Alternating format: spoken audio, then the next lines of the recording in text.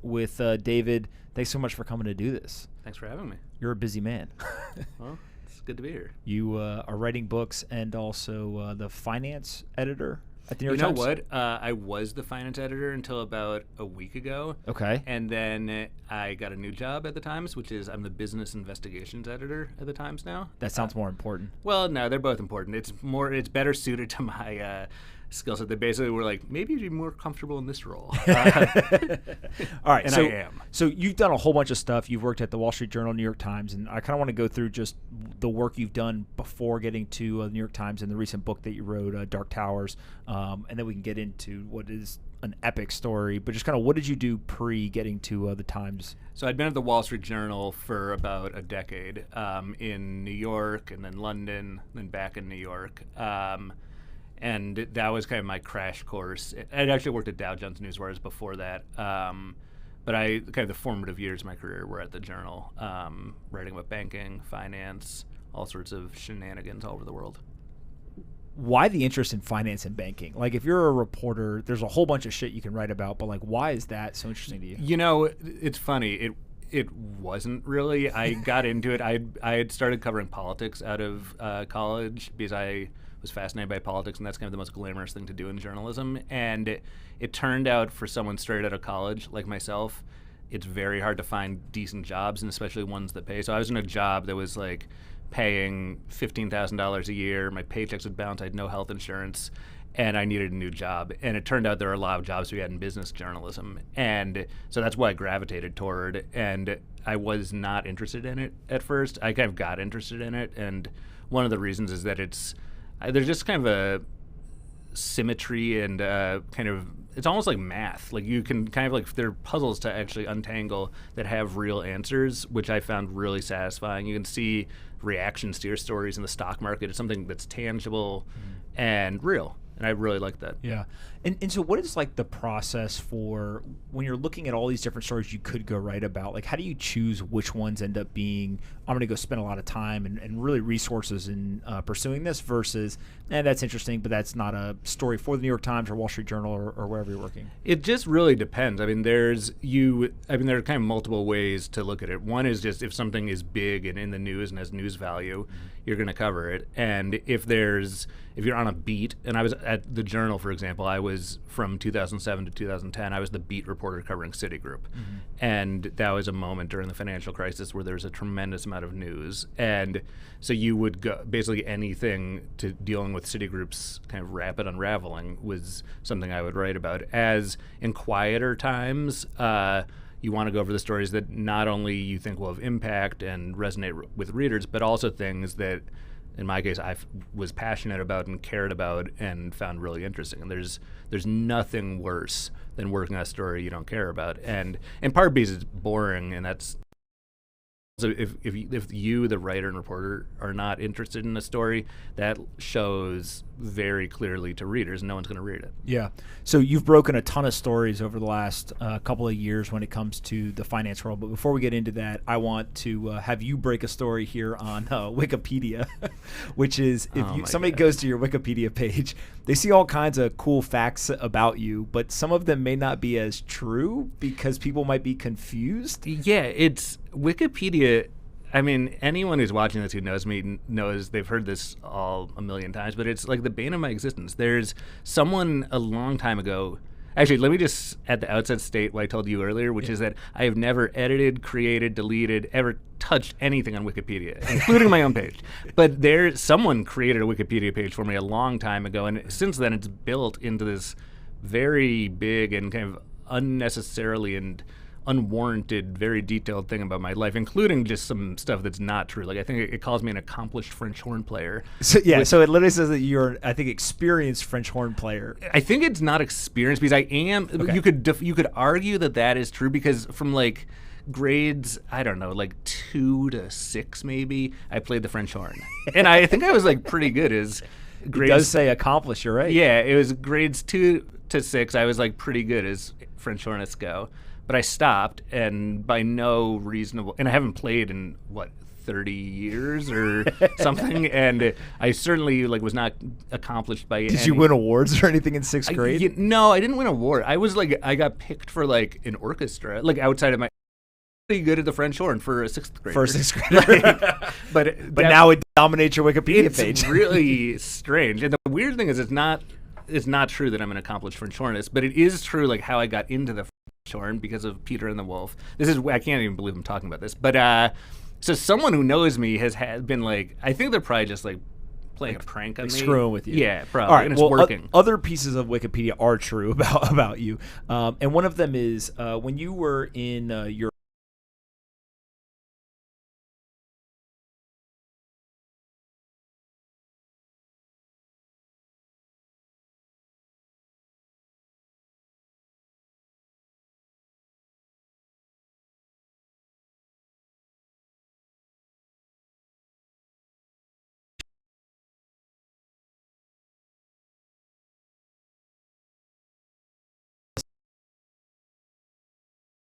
think through the framework of should I do my job or should I go to jail? Yeah, good choice. I mean, I was in London, and the thing I was obsessing about back then was LIBOR, which there was a huge scandal for manipulating interest rates, and this would become a book that I was writing. Mm-hmm. And it was a fascinating topic. One of the stories we were working on was about this list of conspirators that the prosecutors had kind of compiled, and I might be getting the details a little wrong, but it was basically that the prosecutors had amassed this list of all these co-conspirators in this criminal case they were building. And a colleague of mine and we were preparing to report that, and we called the Serious Fraud Office, which is the main kind of corporate prosecutor in the UK, and asked them, just basically gave them a heads up we were doing this and wanted to see. They responded by telling us that they were going to court to get an injunction against us reporting this. And the UK doesn't really have freedom of the press the way we in America are accustomed to.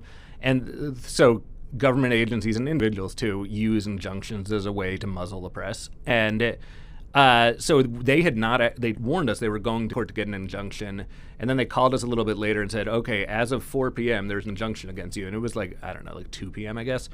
And so there was a mad... So you have 2 hours. Yeah, and we got to publish at 3:59, and I don't know, I'm probably exaggerating a little, but it was moments to go before the injunction kicked in, or maybe it was before the court hearing was actually taking place. It was with moments to go, and it went online, and then nothing happened. And they can't do anything once it's out there. Well, no, they can. They can. In fact, they did. And we thought there's a few blissful hours where we thought they were just going to let it slide. And then I was at home, and I got an email from a government agency with a PDF attached saying that there is a court order naming me specifically, threatening me with contempt of court and jail if we didn't promptly delete any references to this list anywhere. And this was not great timing for me personally, because I think 8 days previous, my wife had our first child, and so I was kind of controversial in the family that I was even at work, and we had a low tolerance for me going to jail at that point. Was it more controversial that you were at work or that you were being threatened to go to jail? It was just pretty bad timing overall for me. My wife was not happy I was at work and was less happy that I was seriously entertaining the possibility of going to jail, which seemed like a low probability event, but stranger things have happened. There was the Wall Street Journal went to court and fought this and won, and the injunction was overturned. And but these are relatively low stakes in the grand scheme of journalism, but it's a reminder how good American journalists have it. I mean, we just have a lot more freedom and much greater legal rights enshrined in the Constitution. There's more protection of the press. Yeah, the presumption in the United States is that the press, we should err on the side of having a free press rather than err on the side of allowing the government or anyone else to kind of preemptively block the right of free speech. And I mean, that's one of the great things about being a journalist in the U.S. Yeah. And so as you're going through this, you've got an 8-day-old, child at home, your wife's not super thrilled you're at work, and you get this, at any point you're maybe we won't actually, publish this, or do you turn to somebody and you're hey, is this jail thing for real? How do you kind of think through it? Well, I mean, initially there was really no question in the newsroom. I mean, this became one of those scenes that kind of felt like we were in a movie when people were literally like running, like sprinting across the newsroom trying to like beat the 4 p.m. deadline. And there was literally no question. And our lawyers were all involved and they were on board. And there's no question at that point about like, should we beat the government or not? Of course we should. Like we have a right to do it. We have a right to do it, and it was in the public interest. And in some ways, the fact that the government was fighting so hard to silence us made us and it just, we're journalists by nature are kind of anti-authority, and so that encouraged us to publish as quickly as possible. After the fact, I mean, when I got that letter threatening jail and other penalties, I mean, that is a little bit of a scarier moment because our lawyers were like, well, probably you won't go to jail, but like, we can't promise you. Yeah, you can't promise it. And also, we were living in the UK at like the discretion of the British government, right? Mm-hmm. We're Americans, and we don't have any God-given right to be living and working in the UK, and we very much liked living and working in the UK. Mm-hmm. And so it was ultimately this got diffused because there was a quick court hearing, and it was overturned. The injunction was overturned. And I don't know what I would have done given the choice. I mean, I would like to say that I would have gone to jail to stick up for my rights, but like, I was madly in love with my newborn son, and going to jail on principle in a situation like that when it's not a life and death situation. And it wasn't a question of exposing or not exposing a source, for example, which I would have felt much more strongly about. This was a question of whether I stood up on principle for the right to publish things, which technically we didn't have a legal right to do, right? Yeah. That the law in the UK is the law in the UK. We're Americans, and so we're kind of spoiled, honestly. Yeah, and I think that's my big thing is hearing the story is like, there's some stories that are almost like worth going to jail for, right? And then there's some that are like, yeah, we have the right to do this. Like, we think it's a good thing to do, but where is the line? And I've never sat in that seat, so I don't know how you would think through that. I mean, I don't want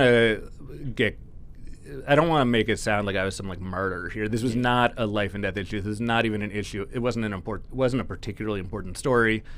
And again, I would have felt very strongly about it if there was a source on the line. So if I'd guaranteed I'd protect someone's anonymity and the government was trying to unmask that person, I think I would have.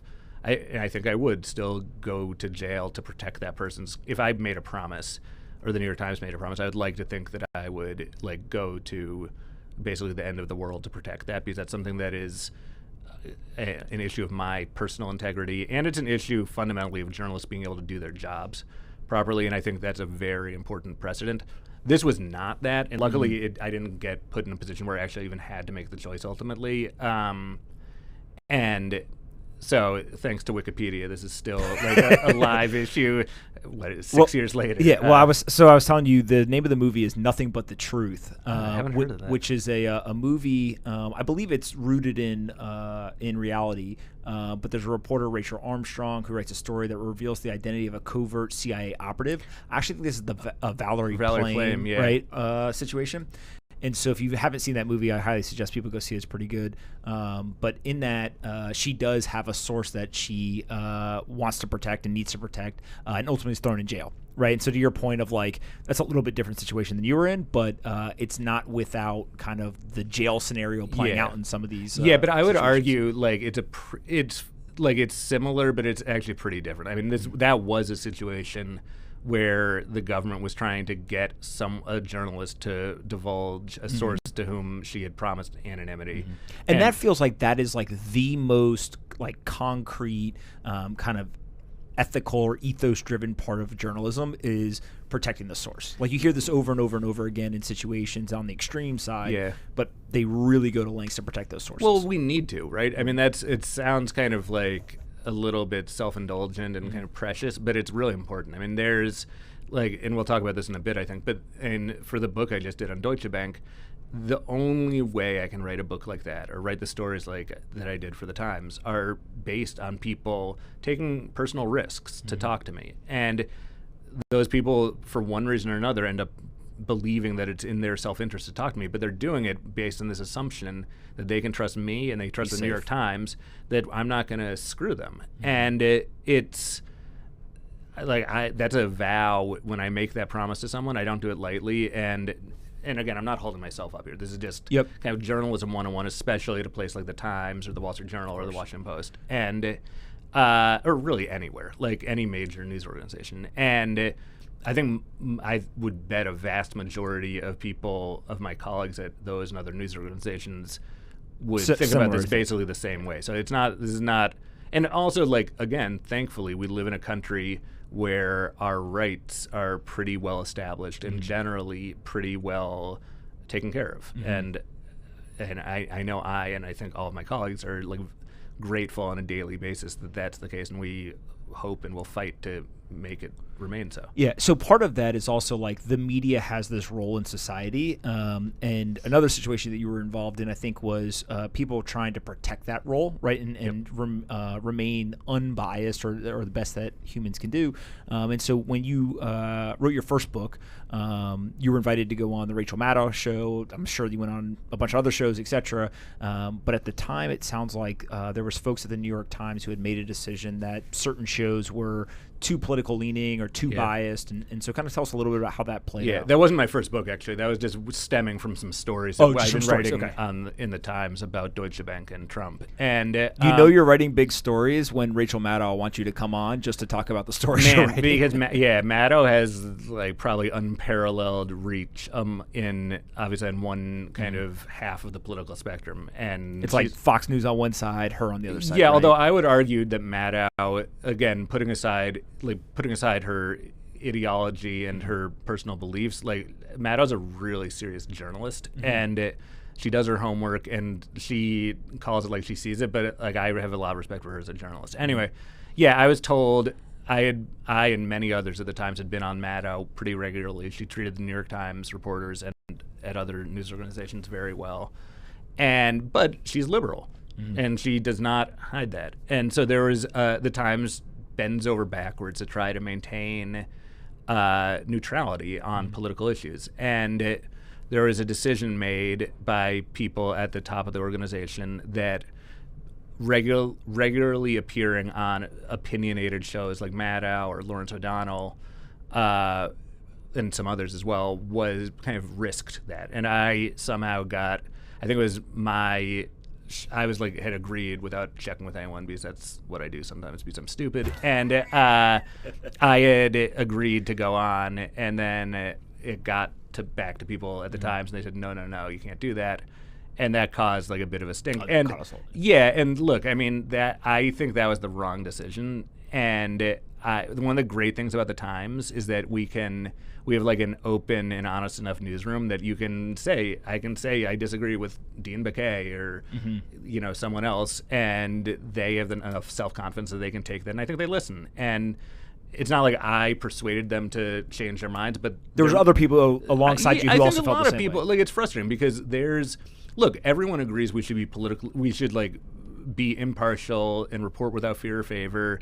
We take that really seriously. We sometimes do it better than others, but like, everyone's kind of has the same goal. The question is, how do you achieve that goal best? And saying we're not going to appear on like Maddow's show because of perception of political bias from my perspective, it's depriving us and the New York Times of access to this huge, like, millions of viewers. And this ban, or whatever it was called, lasted not that long in the grand scheme of things. And I was just back on Maddow a couple weeks ago, and I know others have been as well. So, look, I thought that was the wrong decision. But again, I'm very grateful to work at a place where obviously I'm going to respect the decision that gets made above me, but the leaders of the Times have enough self-confidence that they will listen to criticism and listen to people who disagree and change their mind when they think that they should do so. How do you balance, as a journalist today, just given kind of the social media-driven world and all this stuff of like being a person who it's impossible for you, me, or anyone else to be 100% neutral, unbiased, etc., with the kind of job requirement of I need to write from that, without fear of what would you say, fear without or fear favor? or favor. That's like a New York Times saying going back 100 and some years. Yeah, so like how do you balance that, and is it almost like, when I go to work I put a hat on that's super neutral, and then when I go home I take that hat off, or like how do you actually do that? It's hard. I don't know what the right answer is, and I think there's some discussion about this today in the newsroom. It's like different people have different approaches. Some people just don't vote. Like they won't even. Oh, really? They just try to and that's people in our DC bureau who are much more experienced with this kind of stuff than I am. Look, I mean, the Times has rules on what you're supposed to not do. Like we're not supposed to. Neither I nor my wife should contribute money to political causes or go at a march or a fundraiser or engage in any overt political activity. I'm not registered with any party personally. But look, everyone has their opinions, and I think I think the ultimate test, we kind of know in our gut if we are betraying bias in a bad way, or at least I feel like I do. Maybe my judgment's probably not 100%, but we need, and it ultimately comes down, I think, more to a gut check on the stories you're working on than anything else. People do stupid tweets all the time. I know I do, and generally, if you have to ask yourself if I should be tweeting something, you should not be tweeting that thing. But I feel like there's certain industries where if you have to ask yourself, you should tweet it. Then you should. Certain you definitely shouldn't. shouldn't. Even if you're agonizing, if you think you need to ask a colleague if you should, you shouldn't. And I've learned that the hard way over the years. So have you had dumb tweets? Oh my God. Oh really? Okay. Well, I mean, what's the one that you feel most comfortable talking about that you're like, man, that was stupid? I don't even have any idea where to begin. There's just so many stupid things I've tweeted. The Trump administration started, frankly, even before the Trump administration started, during the Trump campaign, that was shattering everyone's understanding of what was normal. And I think it was really, including me personally, and including, I think, probably 99.9% of journalists, and probably most of the public too.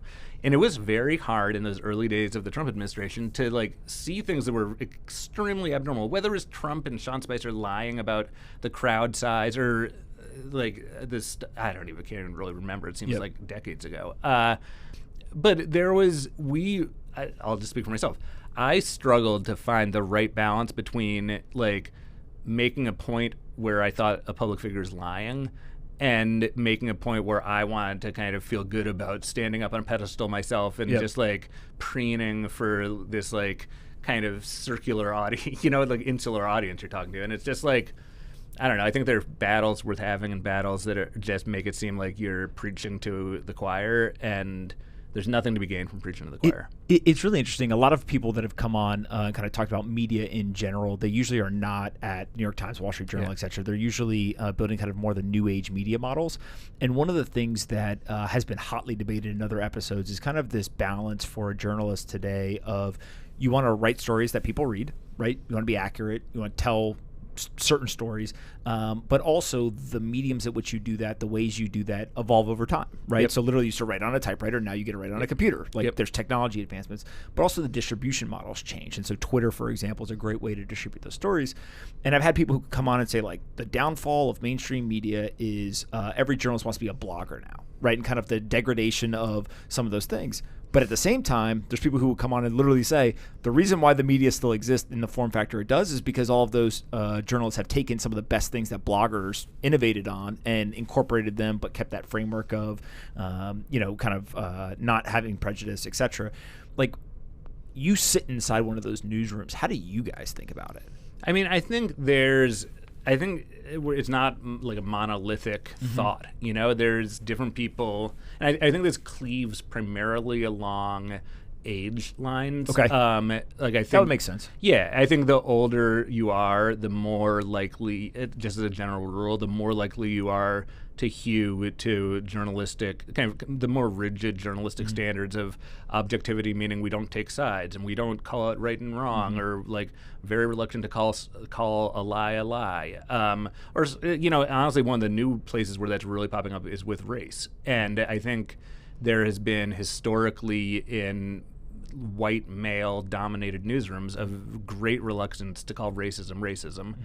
And I think that's one of those things that's starting to change. And I I think the younger generation, and I'm kind of somewhere in the middle probably, the younger generation has just a very different vision of the appropriate role of objectivity in a newsroom. I think a lot of younger people view that increasingly as something that perpetuates bias in much more pernicious ways than just being honest about what your own personal views are. And look, I mean, I don't actually know what the answer is to this. I don't actually think there is like one answer. You're right. There is. Yeah. In part because different audiences want different things. I mean, one of the things the Times has been doing a lot more of recently, which I personally like, is writing more in the first person, and so which allows the reporter to just be a little more honest about where they're coming from sometimes, and it allows you to embrace and be transparent about whatever personal biases you might bring to this. And it's not necessarily about politics, right? And I did a story of several months ago about this guy, Val Brooksmith, who is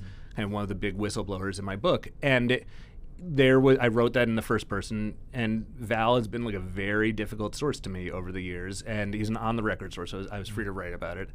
And it allowed me, in ways that, I thought, especially at the time, were very helpful. It allowed me to just be honest about the great frustrations I had dealing with him, and also just the great strengths and great weaknesses he had as a source. And so, to me, I guess the paramount priority for journalists is honesty, and there are many, and like honesty in your gut. But sometimes writing in the first person allows you to just be even more transparent than normal with readers. Because look, everyone has opinions, and there's no getting away from that. Yeah. Before we get into the book, because the book heavily relies on Trump and all of his dealings, etc., what's it like being at the New York Times when he's firing away about the quote-unquote failing New York Times and kind of like actually attacking your employer and sometimes even your colleagues, etc.? Yeah. Like, how do you is it almost like a joke internally at this point, it's not a joke. Or is it more of like, damn, will this ever end? It's more, again, and I'm probably not the best person to ask this, but just from my perspective, there's two reactions to that. One is that it's surreal. I mean, this is the president of the United States, and it used to be the case that it was very rare to hear the president opine on anything that relates to you, right? Like, it would be a huge honor generally, or maybe dishonor depending on the context, to have a president talking about a story you wrote. And now it's become just, that's par for the course. If you write something negative about Trump that's very prominent, you are not likely, but there's like a decent chance you're going to get yelled at on Twitter, and to his 60 or 70 million Twitter followers, and which is surreal, and it's like a little nerve-wracking at times. I mean, I think the bigger thing, though, is that I'm glad that the Times and other news organizations, too, are in such a position of strength right now. Like, the Times is not failing. Like, we're doing better than we've ever done. We have huge growth in subscribers, and we're doing great. And it would be a lot harder to stomach attacks on us failing and just generally being bad if we weren't doing so well, just from an objective financial It's kind of like standpoint. if you went to work every day and it wasn't going well, and then someone was kicking you while you were down, that would suck. Right. But as it is, like, he's just wrong when he says we're failing, and he knows he's wrong. And it's nice to work at a news organization that is succeeding. Yeah. So to do the book, you did over 200 interviews. Yep. Maybe just start with, like, what was the premise for doing this? And then also, you didn't take book leave to go write the book. You were doing your job and writing at the same time. So maybe kind of just walk us through, like, how all of this played out and how we get the book. Yeah. It was very stupid to not take book leave. That was a huge mistake in retrospect, and one that I will not be making again as long as I'm married to my wife. So the book is called, just so that everyone knows, the book is called Dark Towers, Deutsche Bank, Donald Trump, and an Epic Trail of Destruction. You wrote this. How long did it take? The writing process took about 2 years. Okay, so 2 years of writing this book while working. It just came out in February. Yep. Right? And what was the genesis for even going after this story? Was it somebody just came to you, or? No, I mean, I've been obsessing about Deutsche Bank for a really unhealthy length of time. I moved to London with the Wall Street Journal back in 2010, And at the time, the financial crisis was just ending, but the European financial crisis was just starting up. And there was Deutsche Bank, probably the biggest bank in Europe at the time, which had these just deep, intractable problems that kind of everyone was talking about or whispering about, but no one really knew how serious it was. And so I immediately gravitated toward that as an important story.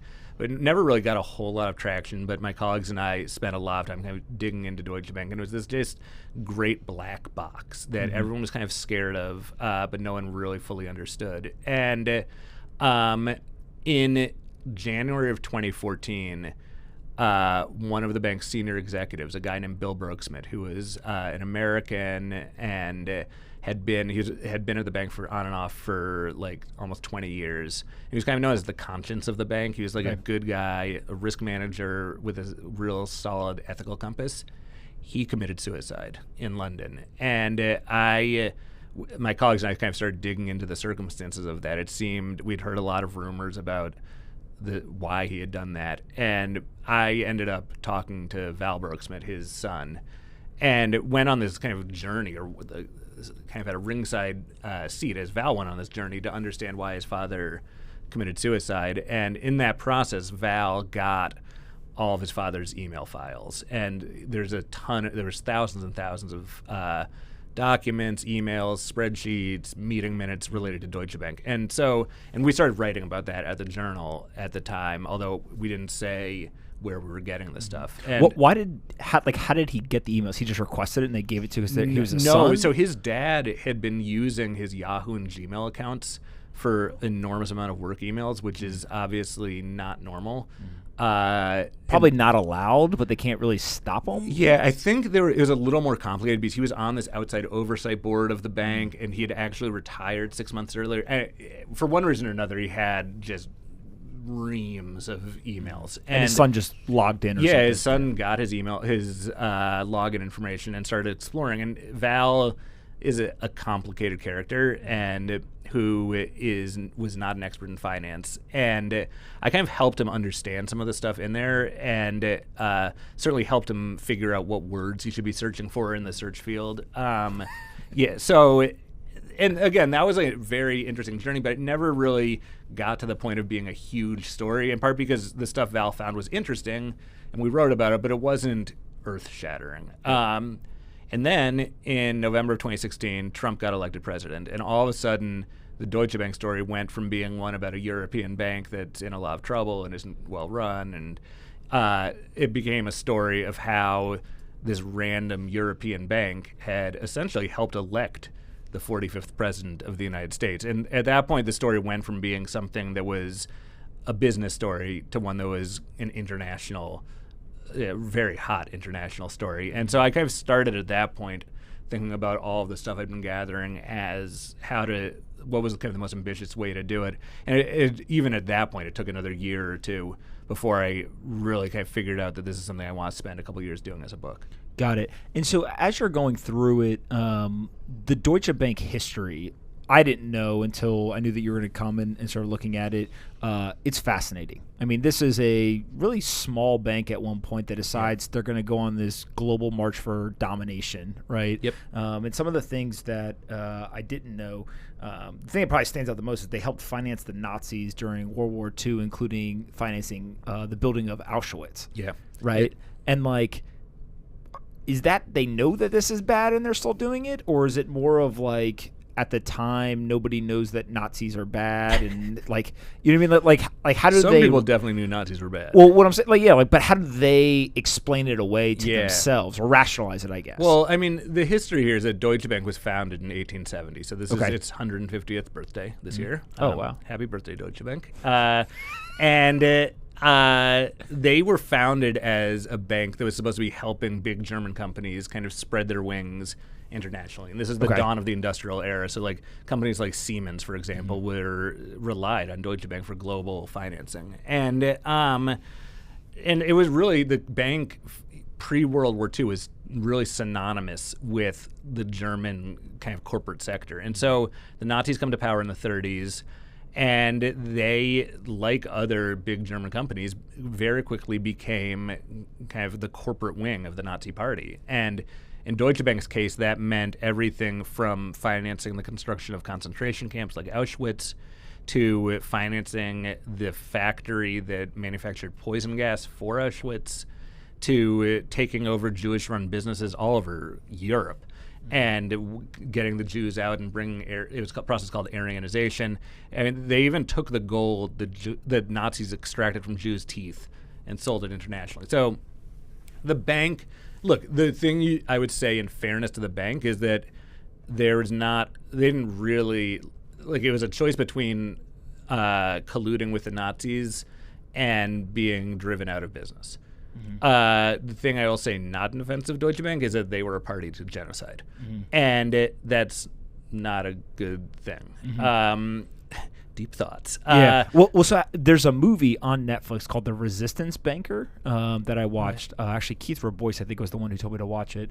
And it's all about, during the same time periods, basically citizens getting together and providing literally like underground financing to fight back against these people in power. And so it sounds almost like in some sense they were, basically counterbalancing the Deutsche Banks of the world. Yeah, I mean, it's not really the Deutsche Banks of the world. Deutsche Bank was the primary financial enabler of the Nazis as they laid waste to Europe and as they killed tens of millions of Jews and others. And this is the bank. The U.S. described Deutsche Bank after the fact as a war criminal. Its leader was tried and convicted of being a war criminal. The leader of Deutsche Bank? Yeah. Oh, wow. And then he was reinstated as the leader of Deutsche Bank and remained at the top of Deutsche Bank for a decade and a half afterwards. And look, again, in Deutsche Bank's defense, that's fucking crazy. Sorry. It is crazy. It is crazy. That is nuts. The history of this bank is, and if you look at the bank over the past century,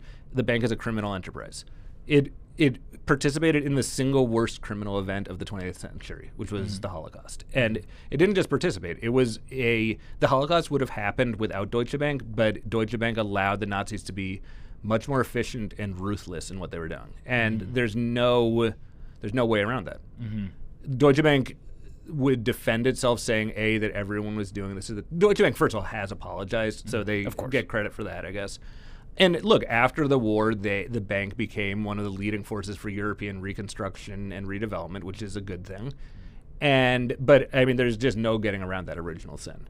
There's no getting around it. Yeah. So another part of this in the description for the book is that the bank was, quote, manipulating markets, violating international sanctions to aid terrorist regimes, scamming investors, tricking regulators, and laundering money for Russian oligarchs.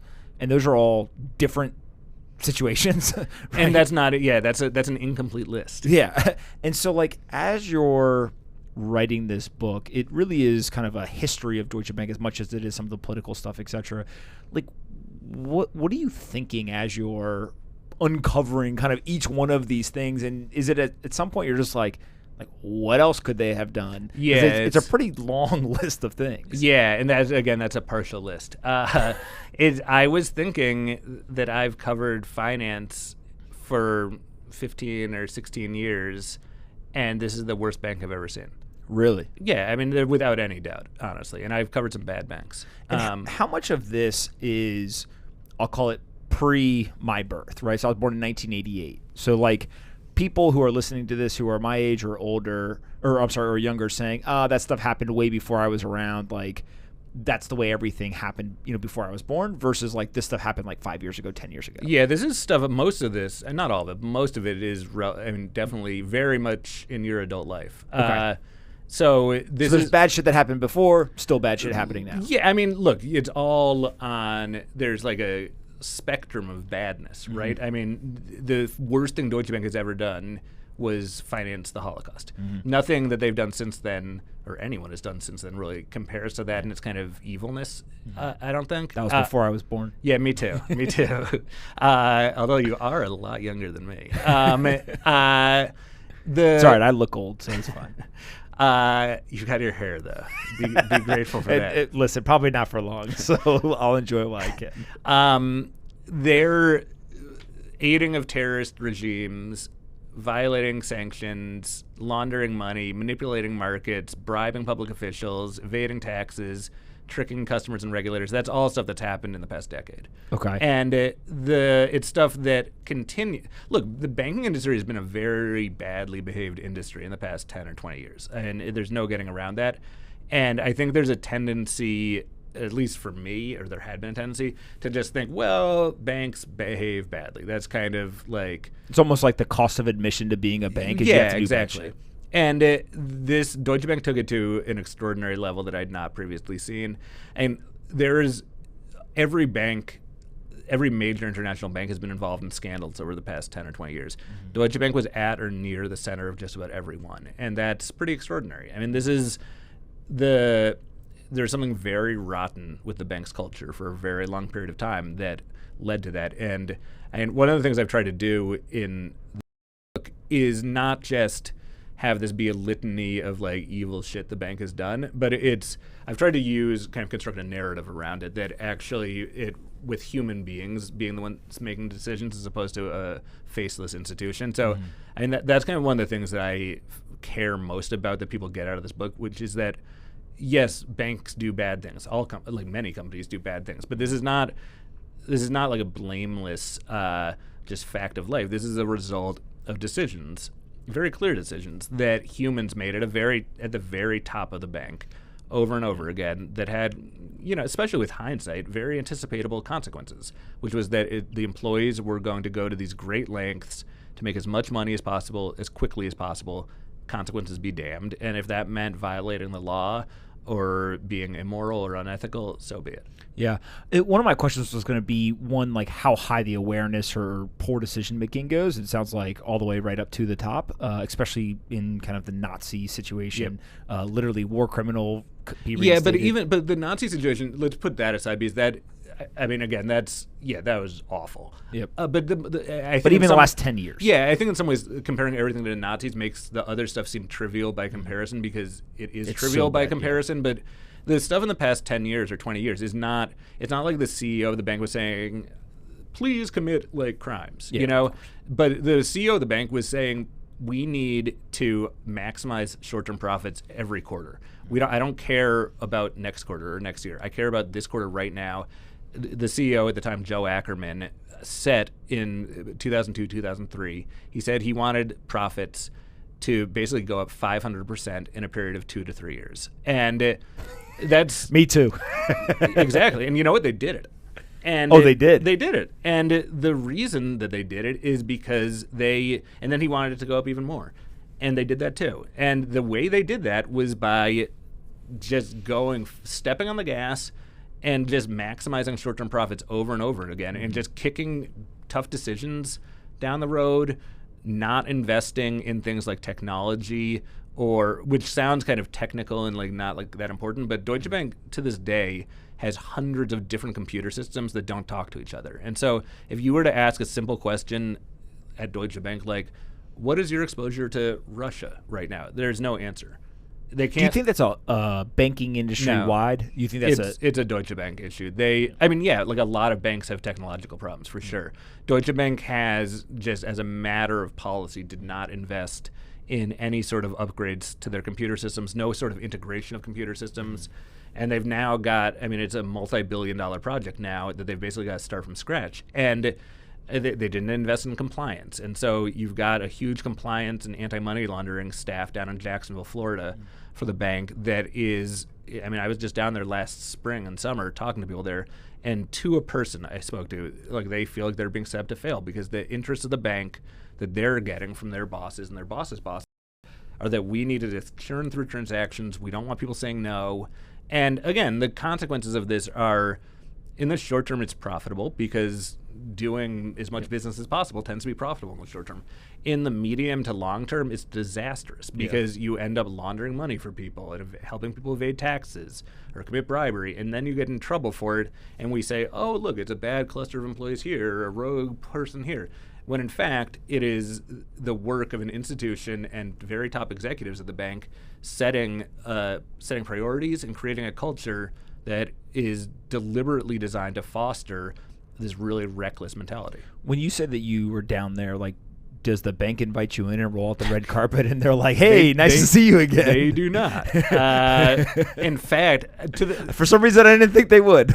It's funny. The bank, my Jacksonville trip, I think that was like probably last May. It was funny. I had a pretty good relationship and still do with some of the bank's PR people who are trying to do their jobs, and they're not high up in the organization, and I respect them, and I think they respect me. Most of the time, at least they respect me, and most of the time I respect them. But I was down there, and just in advance had been contacting, I don't know, probably hundreds of people on LinkedIn, just trying to set up meetings. And this is one of my favorite tactics as a journalist, is you just flood the zone with LinkedIn requests for a company like this, and you get a very low hit rate. You get a hit rate of maybe 5%, maybe even less than that. But if you've sent out 200 feelers, that's 10 people. And that's great. So I was down in Jacksonville and met or spoke with about 20 people. But I got back. You were busy on LinkedIn before you went. I was extremely busy on LinkedIn. I got back, and I'd taken great pains while I was there to kind of I wasn't like tweeting or Instagramming or doing anything. I was keeping a low public profile because I didn't want the bank to know that I was literally in their backyard snooping around and talking to their employees. And I got back, and I somehow ended up on the phone with one of the bank's very nice PR people, and they're like, "So, how's Jacksonville?" And I was like, "Wow, what? How did you know?" And it turned out that the 95% of people who just forwarded to them. Yeah, exactly. Which was, I guess, kind of naive of me that I thought that wouldn't happen, but it did. And so, like, as you're writing this, one of the things that I read was the CEO, Joe Ackerman, I think is his name, had a really interesting relationship with the Russians. Maybe talk to us a little bit about that. And there was like a job offer at some point, or kind of how does all that play out? So Deutsche Bank in general has a really interesting relationship with the Russians. I mean, going back, I think anyone who has a relationship with the Russians has a really interesting relationship. Well, Deutsche Bank has probably more of a relationship historically with Russians than any other non-Russian bank, and it goes back to financing railroads for the Tsar in the late 19th century. And Deutsche Bank took great pride in being kind of the premier Western bank, basically in Russia, basically without interruption for well over a century. And Ackerman, as he did with many things, took this to an extreme. And he found Russia fascinating, and he wanted to be big in Russia. He wanted to be big in a lot of emerging markets, but Russia to him was this just great frontier of banking. And he cultivated very senior people in Russia, and including the CEOs of some of the state-owned banks, including one VTB that has very close links to what had been the KGB, cultivated very close ties with Vladimir Putin. And so much so that when Ackerman retired as CEO back in 2012, Putin met with him and personally offered him a job working for the Kremlin, which is pretty unusual. That doesn't happen every day, I'm assuming? It doesn't happen every day, and it's really unusual for a non-Russian person to get an offer like that, or even more so for a non-Russian who spent his entire career working for like these big capitalist banks. And it was an indication of just how close Deutsche Bank and the Kremlin had gotten in the Ackerman years. And that was a relationship that was very profitable for Deutsche Bank, and also ultimately got the bank in a lot of trouble, because as they were doing all over the world, they were really pushing the envelope in Russia, and in some cases violating the law. Yeah. So they obviously have this interesting relationship with the Russians. They've got one that's pretty interesting with Donald Trump as well. Talk to us a little bit about that. So Deutsche Bank back in the late 1990s made this fateful decision that it no longer wanted to be just a German bank or a European bank. It wanted to get on Wall Street and in the city of London. And the way to do that, they basically tried to build from scratch an investment bank, which is hard, right? There's like big established players that are already out there. And it's not just building it, but you got to compete with others that are already much bigger. So they spent billions of dollars hiring thousands of people, especially from Merrill, but other firms as well. And one of the things they did was tried to build up in the U.S. a commercial real estate business that was going to be packaging real estate loans into mortgage bonds and then selling those on to investors, which in the late 90s was one of the kind of hot new fads on Wall Street. How did that turn out in the late 2000s? Not so hot, right? Although Deutsche Bank, again, like, this story is so weird with Deutsche Bank because Deutsche Bank had a pretty good crisis. They shorted the U.S. housing market more effectively than just about any other bank, with the possible exception of Goldman. Wow. Anyway, that's a story for another day. But there's one of basically they weren't going to go for customers in the U.S. who were well established and already had good relationships with other big banks, because why would they, right? Like, why would, if you're a big established real estate tycoon, you'll have any bank in the world kind of on speed dial ready to serve you up loans. So they needed to go for kind of second or third tier players. The way one Deutsche Bank person described to me is that they would go for the scraps. And at the time, Donald Trump was a scrap. And he had defaulted over and over again on his company's debts. He was unbankable on Wall Street because of that, and because he did not have a reputation as a very serious person. And Deutsche Bank needed unbankable clients, and Donald Trump was an unbankable client, and so it was kind of a match made in heaven. And so starting in the 90s, Deutsche Bank started making hundreds of millions of dollars of real estate loans to Trump and his companies. And over the ensuing 2 decades, dispensed about more than $2 billion of loans or debt to Trump. And that was despite the fact that Trump over and over again defaulted on his debts, including to Deutsche Bank. And so you'd have these just wild situations where one arm of Deutsche Bank would, say, make a $600 million loan to Trump. Trump would default on the loan, sue Deutsche Bank, and then find another part of the bank, in this case the private banking division, to come in and restart the relationship with Trump, lend him money so he could repay the other arm of Deutsche Bank to whom he had defaulted, and they would just restart the relationship. This happened on multiple occasions. And, I've covered Wall Street a long time, and I've talked to a gazillion people on Wall Street and in the banking industry, and this is not normal practice. Mm-hmm. It's generally when you default on your loans, and especially when you do it in a way, kind of this scorched earth way that Trump was doing, where he was not only defaulting, but he was suing the bank, kind of going on the attack against the bank.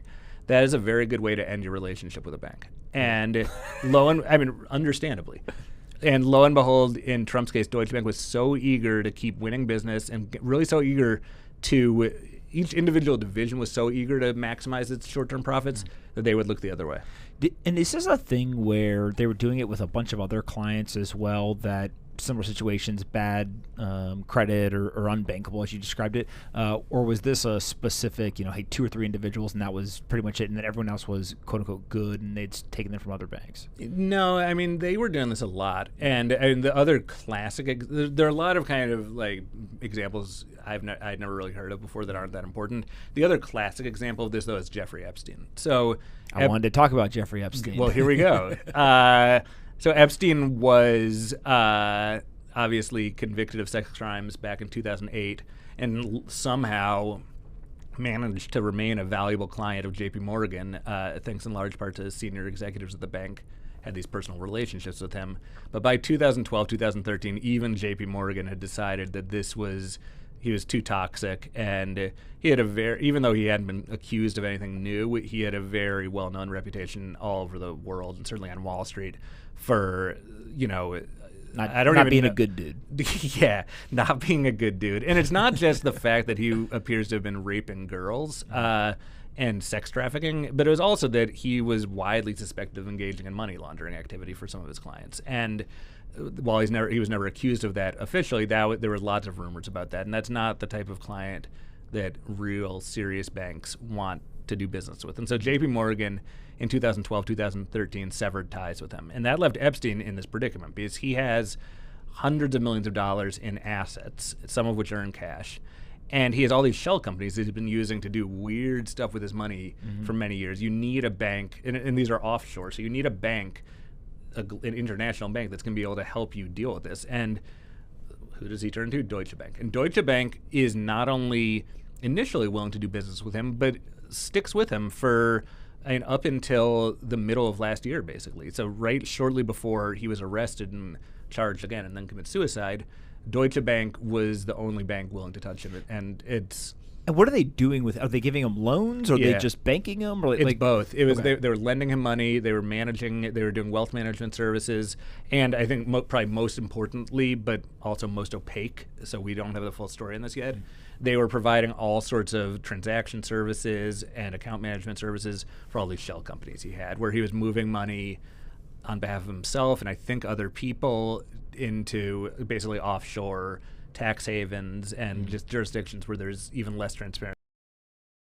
Got it. And what I understand from the Epstein, and I'm by no means an expert or really haven't spent too much time looking into it, is there's two general thought processes to who he was and his importance to the world.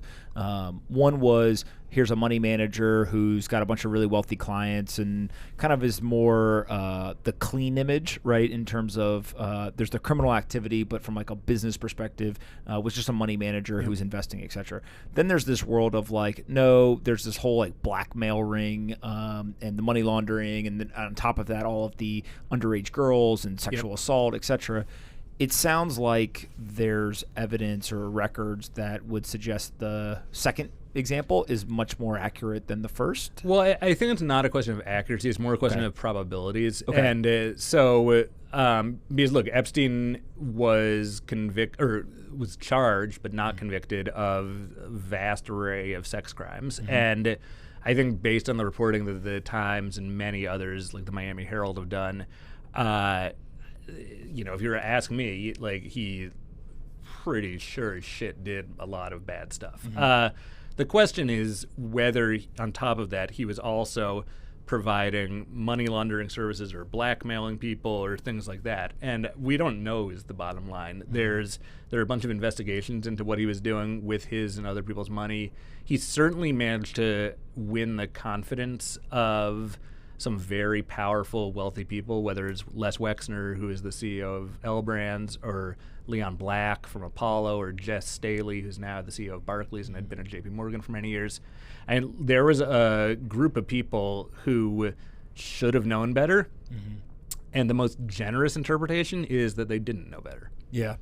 And through this, we are unlikely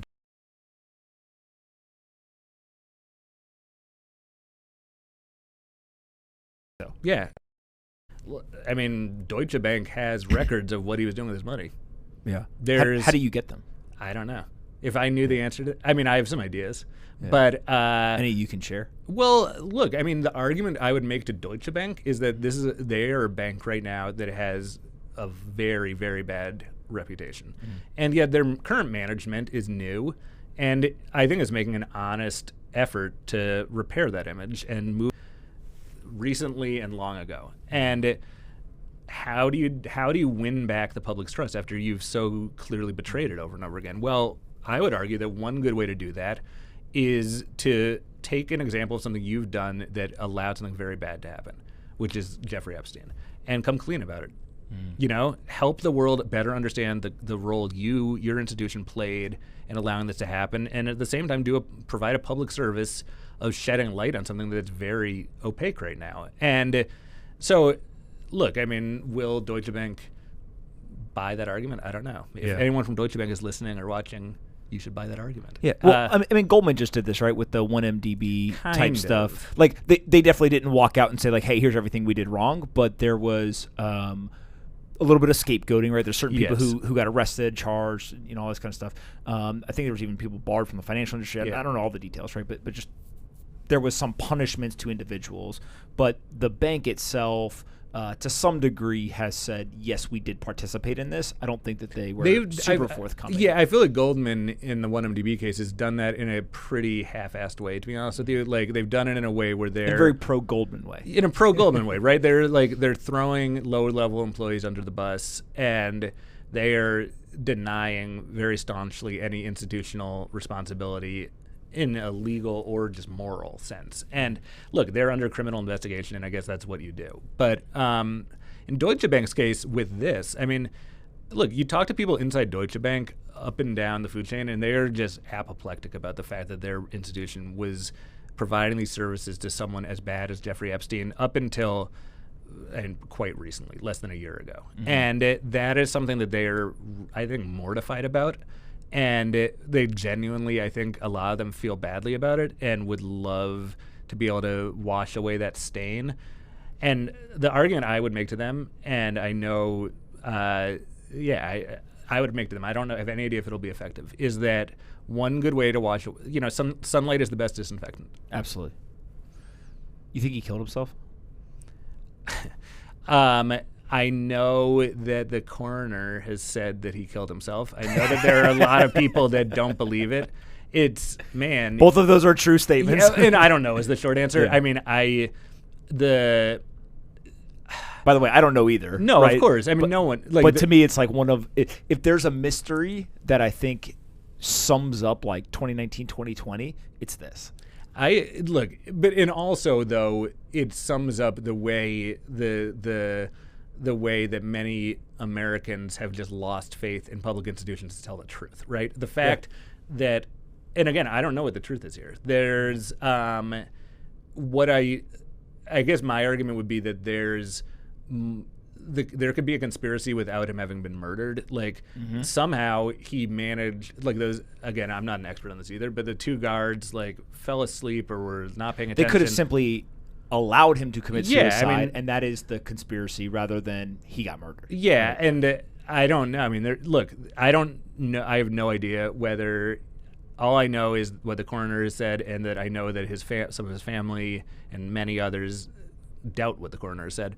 But one thing that is for sure is that there are a number of extremely powerful people who have, for all intents and purposes, unlimited money, who quite possibly had a lot of reason to be concerned about what Epstein might have said to protect himself. And he was working with and socializing with some of the world's, in fact, a number of the world's most powerful, wealthiest people, and had been doing so over a period of years. And I have no doubt that he had dirt on some of them. In fact, a year before he died, one of my colleagues, Jim Stewart at the Times, went to his townhouse and interviewed him. Inside. He was in his townhouse, and Epstein was kind of boasting about the dirt he had on powerful people. And we wrote about this, so this is in the public domain.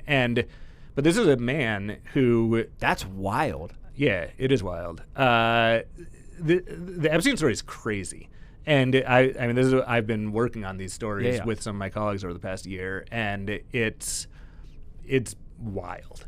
Yeah.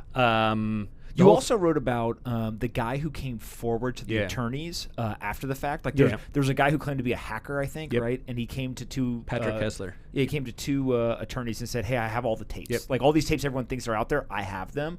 Help me. Yep. And then these guys went from like defending the victims to all of a sudden switching around, and now they were going to like go basically blackmail. Is blackmail the right word? Probably, I don't know. Blackmail is a particular legal meaning that we definitely were not comfortable using in our stories. Got it.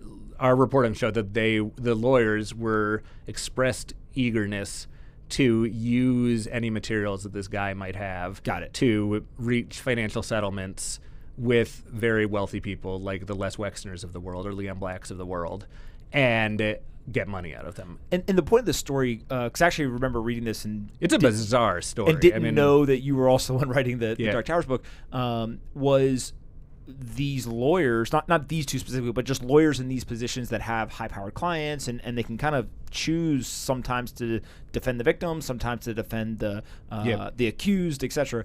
And sometimes they try to do both. Yeah, and they just navigate this really fine line in life, and we put a lot of trust again in them doing the right things, etc. And it was just a fascinating story, because then you overlay it with like the whole Epstein stuff and just the salaciousness of it. And that was one of the weirdest stories I've ever worked on. I mean, there's in part because the guy who's claiming to have these videos, we don't know his real identity, and we have not. Oh, you guys still don't know who it is? No, I mean we've met him, but and talked to him, and he says his name is Patrick Kessler, but that does not. And even he acknowledges that's a fake name.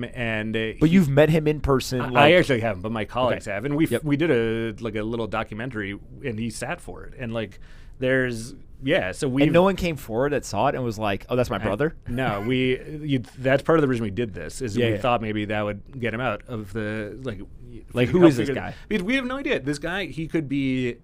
The range of possibilities is like he's an insane person, or he's for real and he really does have these videos, or he's working to discredit the lawyers, or he's working to discredit the victims, or he's working to discredit Les Wexner and Leon Black, or he's working for Israeli intelligence. I mean, I'm just making shit up. But we have no idea. What we have no reason to think is true is that he is who he says he is and has what he says he has, because he presented no actual hard evidence of having these supposed videos of powerful people having sex in Jeffrey Epstein's properties, and that was kind of his underlying pitch, and his inability or refusal to actually show the goods made us doubt very much his honesty. You live a fascinating life.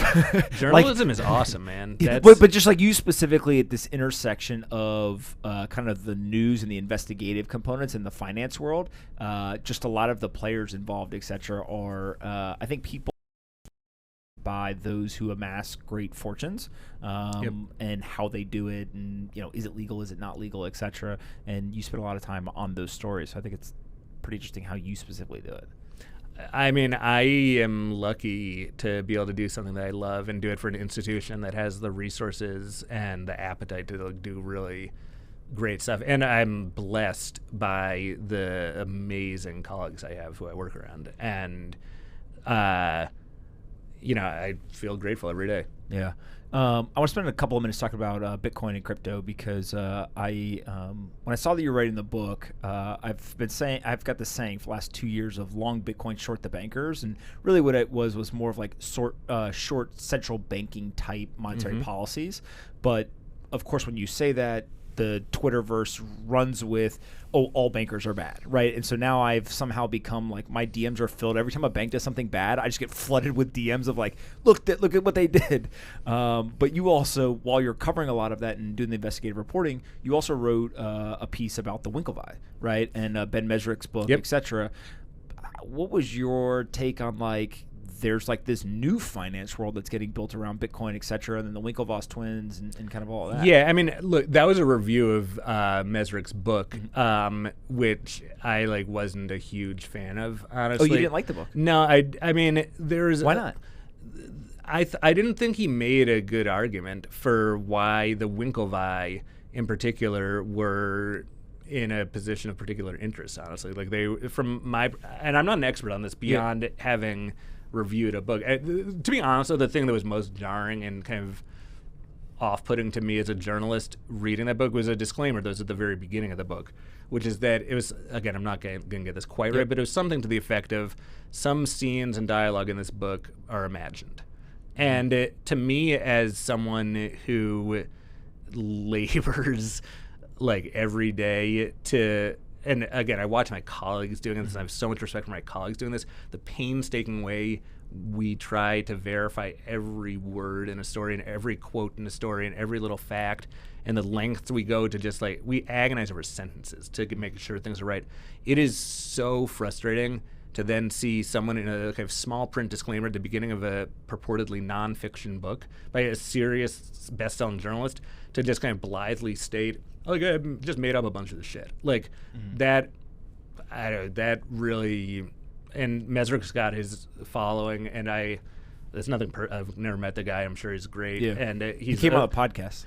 Look, I have nothing. And he also wrote books about aliens, so he's good at my book. Hey man, and look, the Accidental Billionaires, his first book, which actually I think had a similar disclaimer, but was he's a really good writer. So here's the one thing he told me, which I actually think plays into this. I'm not speaking for Ben. This is my assumption, so I could be wrong on this, is that he actually a lot of times will go sell the movie script first, so he'll get the movie deal and then he'll write the book as a way to basically ensure that there's going to be movies. So Accidental Billionaires and Social Network, right?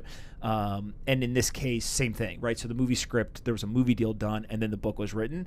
And so I don't know, but my guess would be that part of this is there's a book that's based on true events, but it also is a hybrid into a movie script, right? But I hear your I'm point. Just I'm an old-fashioned stickler in this, but to me, it's personally really important because I see people like the President of the United States going out and labeling things fake news, and our response to that is that, dude, you have no idea how hard... we get things wrong every day, but we try so damn hard every day to get our facts right, and the lengths we go to make sure that there's nothing wrong. And frankly, the transparency with which we correct things when we do inevitably get things wrong. That is so core to what mainstream news does as part of its job. It's pretty frustrating to then see someone who has this great megaphone like Ben Mesrich does go and just have a complete. It's like fine if he's not going to call it nonfiction, but nonfiction means it's. Anyway, this is my bias, and I'm not even trying to. Like, I guess the other thing, and I'm not an expert on Bitcoin or the Winklevi. Just my critique of the book was that the Winklevi came across to me as like I just didn't have that much like sympathy for them. They got in Mesrich's telling got kind of ripped off by Mark Zuckerberg on this idea that they had in college, and Zuckerberg becomes extraordinarily wealthy. But it's not. But the Winklevi get pretty well compensated themselves, and it's like they're getting enormously rich themselves for an idea that was like the half-baked college idea, and it's not like they had executed a plan perfectly or built a company themselves. They had a great idea, and in their telling or Mesrich's telling, they got ripped off by Zuckerberg, but they got. I can't remember the number. It's like tens of millions, if not hundreds of millions of dollars in Facebook stock or in cash. And I think it was tens of millions. And to me, I just like.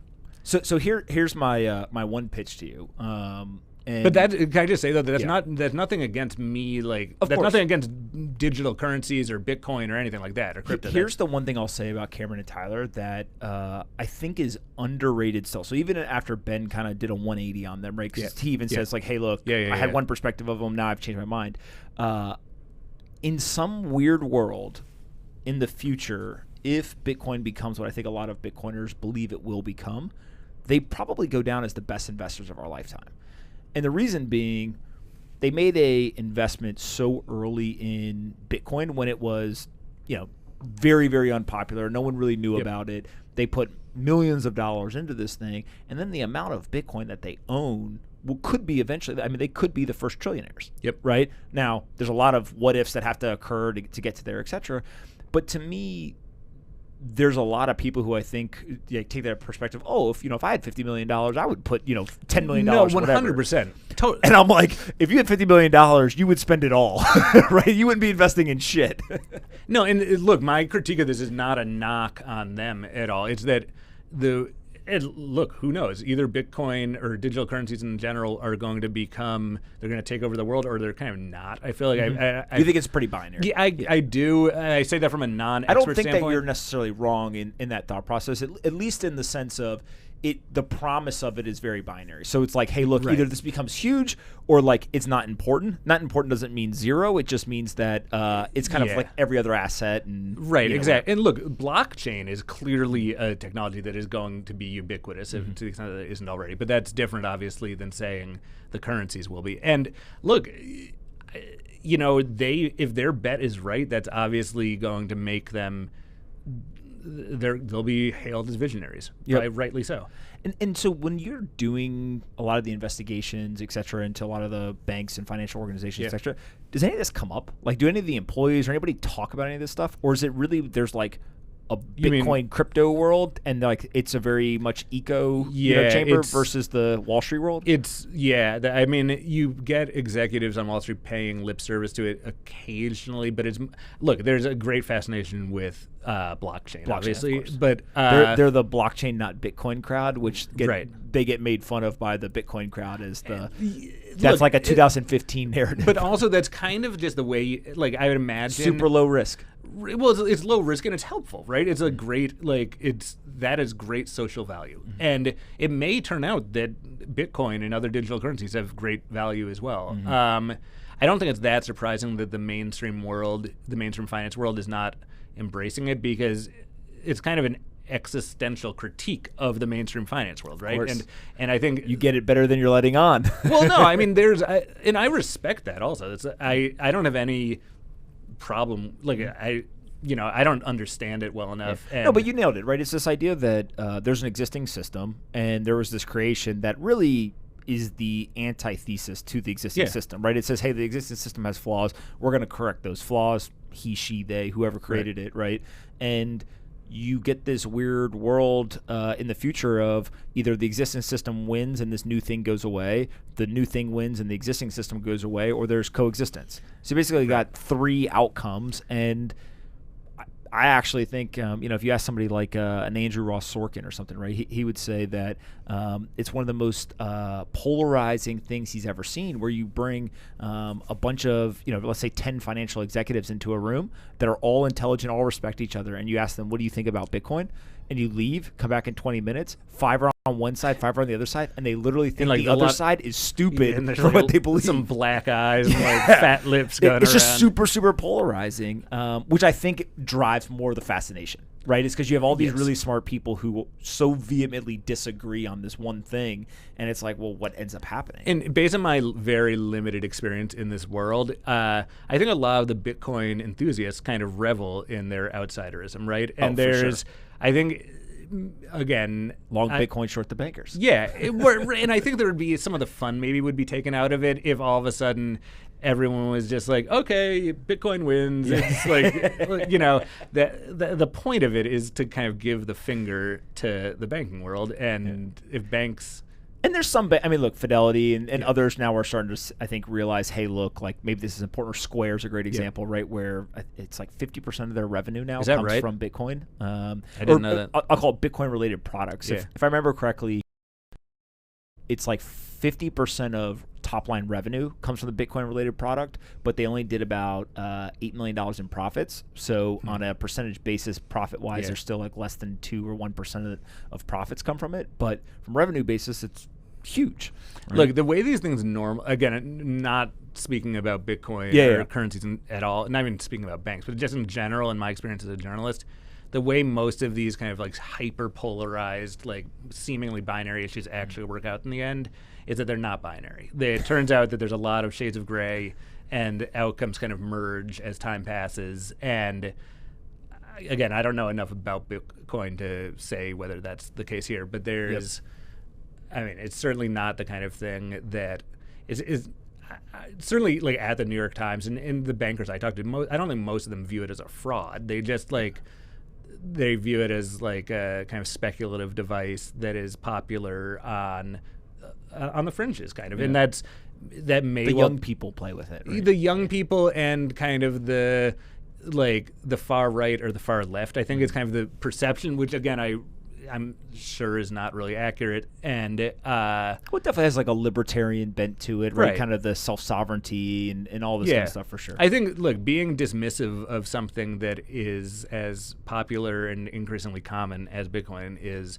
that's a mistake, and it's very easy for people in their big towers at a bank or in journalism or academia to kind of look down your nose at this upstart and just write it off as like idiots doing this, and that's almost always, you get your comeuppance. Yeah, for sure. People can go to Amazon or where else to buy the book? Just Google it. Dark Towers.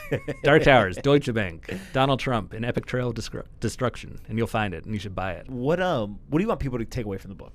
That this is a story about how the decisions of human beings can have tragic consequences, and not just for a bank, but for companies, for economies, for humans.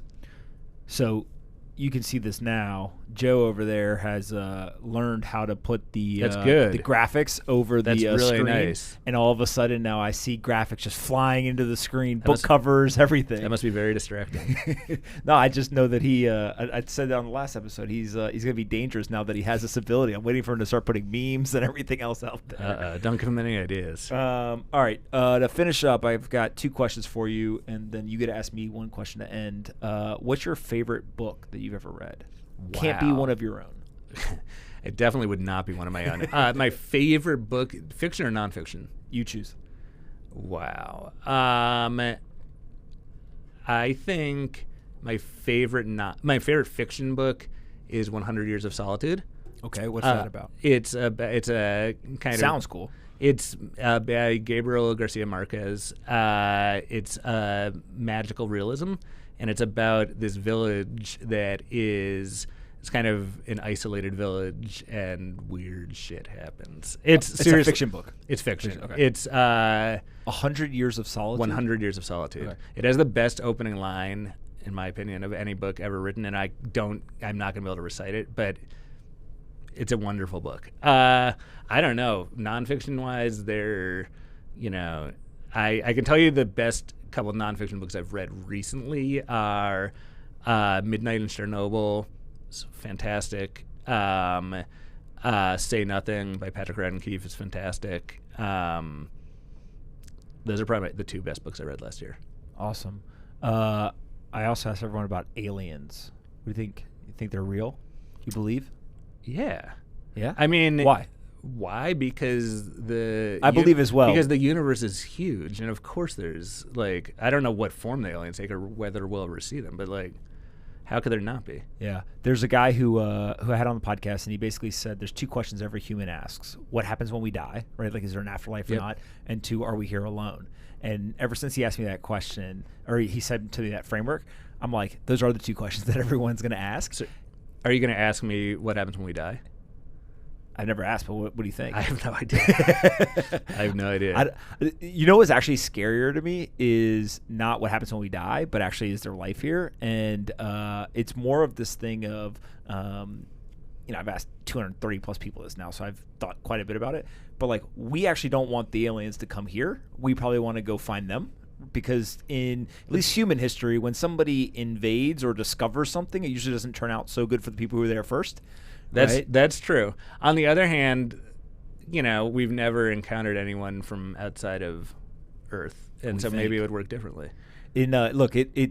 It's so serious that Edward Snowden, in his book, he literally says that when he got into the NSA databases and stuff, one of the things he searched for was any files on aliens and UFOs. And what did he find? Nothing. Well, of course there'd be no files, though. Right? And so it's just super fascinating. And today, I saw a rendering in 4 billion years. They say that our galaxy is going to collide. Yeah. And you start thinking about just the size of this stuff, right? And another stat that somebody sent me was there's 10,000 planets. I think it's 10,000 stars that are out there for every 1 grain of sand on Earth. The universe is a big fuck, place. We really don't matter. Yeah, well, we matter, but it's filled with other things that matter too. What one question you have for me to finish up? What happens when we die? So, I don't know, obviously. The one thing that I will say that I'm fascinated by is, you ever read these accounts of people who pretty much, like, die and come back? Yep. They all tend to be very similar, right? And it's almost like this, like, rewinding of your life, and there's a light, and, like, all this kind of stuff. And I'm not somebody who's, like, super conspiracy theorist about any of it, but I do think that that cohort of people who have gotten the closest to death and, fortunately not died, probably have more to tell us than we give them credence, because everyone else is frankly full of shit, right? Like, we're all reading books that, some people think are factual, some people think are complete fiction, some people think they're fiction but still read them because it puts them in a good, mental state. Some people are like, you guys are all fucking crazy and, like, science is real. I have no clue, but just for whatever reason, that cohort of people who, got very close to death and came back and say, hey, this is what I experienced, they probably got something going on there. Yeah, it seems like, they know more than anyone else. Yeah. And anyone else who's alive. Yeah, and also on top of it, you start to get this. We invested in a company years ago now that they won a bunch of awards for freezing. And it started out as a brain, so I think they started with like a rabbit, and then they froze like a pig's brain or something. And when you quote unquote freeze the brain, the way that they do it, and I'm overgeneralizing, is basically they take cryogenic freezing technology and deliver it through an oxygenated process. But they're trying to freeze your brain with 100% structural integrity, which would, in essence, mean that they freeze the synapse connections. Well, that's where your memories, your knowledge, etc. Wait, why? So their, like, huge pie in the sky vision would be work your way up in size of brain all the way to a human brain. If you could freeze a human's brain, then you could actually either do one of two things. You could basically download all of those memories, knowledge, etc. into a computer.